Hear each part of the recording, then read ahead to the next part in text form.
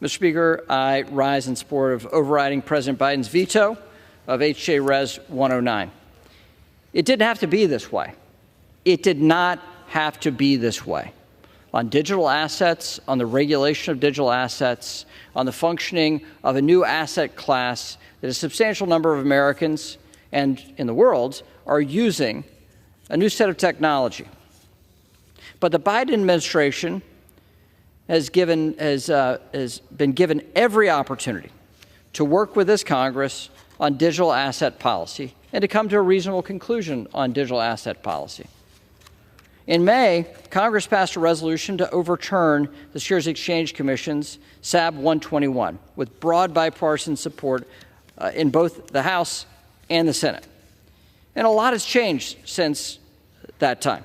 Following that vote, the House passed historic digital asset market structure legislation called FIT 21 with an overwhelming two-thirds support of this chamber. In divided times, a vote like this in this chamber is a substantial statement of the validity of that policy.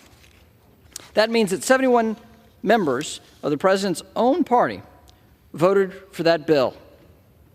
Today's vote should mirror the support of FIT 21, given that this policy change was also in that legislation they voted for.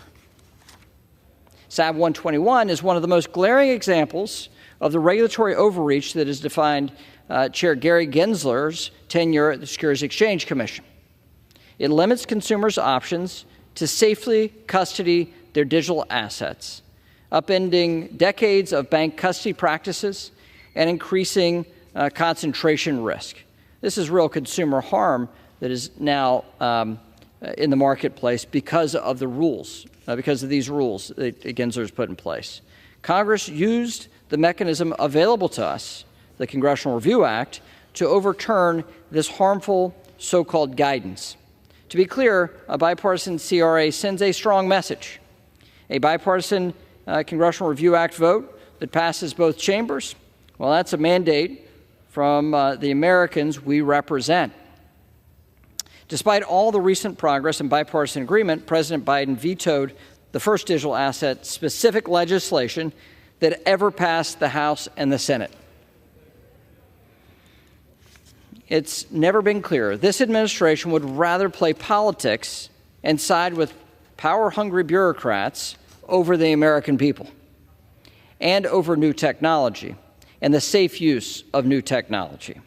So I urge my colleagues to support today's resolution, overturn the veto, and take a small step to bring sanity to the American digital asset policy landscape. And I reserve the balance of my time.